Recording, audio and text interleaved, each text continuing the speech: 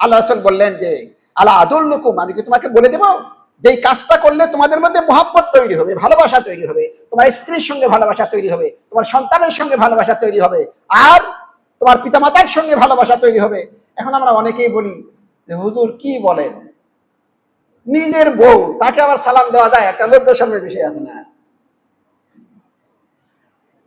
আপনারা কি বলেন? থাকারই তো কথা। তাহলে কি আমি ধরে নিব যে মহব্বত আপনার বউয়ের সঙ্গে না হয় অন্য কোথাও হবে, এরকম চিন্তা করছেন আপনি? কথাগুলি বুঝেন ভাই, একটু বোঝার দরকার। আমি একদম কথা বলা গল্পের মতো বলতেছি, যাতে করে কথাগুলি আমাদের বুঝে আসে। সামাজিকভাবে সামাজিক বন্ধনটা অটুট রাখার জন্য, পরিবারের বন্ধনটা অটুট রাখার জন্য এই কথাগুলি আমাদের অত্যন্ত প্রয়োজন, অত্যন্ত প্রয়োজন। কথা বলেন ঠিক কিনা? আজকে কেন আমাদের মহব্বত নাই? আজকে বাবাকে সালাম দেব, মাকে সালাম দেব, কই বাবা মাকে আর সালাম দেওয়া যায়? তার মানে কি দাঁড়ালো জানেন? তার মানে দাঁড়ালো যে আপনার বাবার সঙ্গে আপনার মহব্বত তৈরি হোক, এটা আপনি চাচ্ছেন না, শরম করতেছেন। আপনার বাবার সঙ্গে আপনার মহব্বত তৈরি হবে, আল্লাহ রাসূল যে কাজটা করতে বললেন সেই কাজে আপনি লজ্জা পান। মানে আপনি মহব্বত বাবার সঙ্গে হোক, এই কাজে মহব্বতে আপনি লজ্জা পাচ্ছেন, শরম পাচ্ছেন। আমাদের সমাজে ইস্টাবলিশ হয়ে গেছে। অনেকে মনে করছে যে এইগুলি আমাদের তো জানা, কিন্তু আপনি বুঝুন এই কথাগুলি আমাদের কথা নয়, আল্লাহ রাসূল বলেছেন।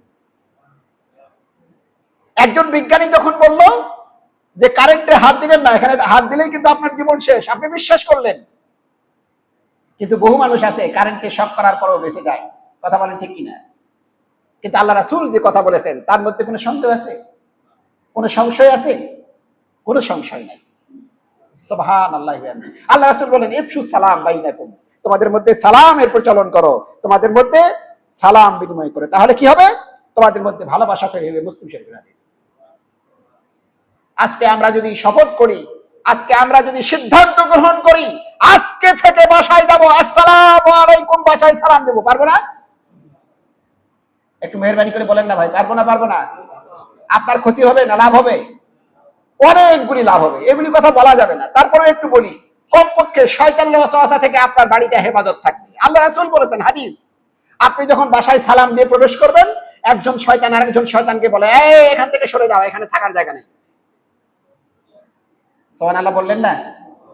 ইসলামের ভিতরে কি আছে ভাই? আর আপনি যখন সালাম দেবেন না, তখন শয়তান তার সঙ্গপাঙ্গদেরকে বলবে যে আসো, আমাদের থাকার একটা ব্যবস্থা হয়ে গেছে। কোথায়? কই? এই বাড়িতে। যতদিন খারাপ শয়তান বদমাই সেই সবগুলি আপনার বাসায় প্রবেশ করবে যদি আপনি সালাম ছাড়া বাসায় প্রবেশ করেন। আল্লাহ রাসূলের হাদিস। এরপরে আপনি যদি, ওই হাদিসে বলা হয়েছে, আপনি যদি খানা পিনার সময় বিসমিল্লাহ না বলেন, ওই শয়তানগুলি আপনার সঙ্গে সমানে খাইবে, আপনিও খাইবেন, ওরাও খাইবে। শয়তানের জায়গা কোথায়? বাসায় ঢুকে টয়লেটে থাকে। কোথায় থাকে শয়তান? কথা বলেন না কেন ভাই? টয়লেটে থাকে। টয়লেটে থাকলে খুব পরিষ্কার পরিচ্ছন্ন হাইজেনিক মুক্ত থাকা যায়, তাই না? এখন ওই অবস্থায় আপনার সঙ্গে খায়, আপনি তো মনে করবেন যে এটা কি শুনতেছি। না, হাদিস শুনতেছেন আপনি, হাদিস শুনতেছেন আপনি, বলেন কোথায়? আমরা হাদিসগুলি বার করে দিই আপনাদের।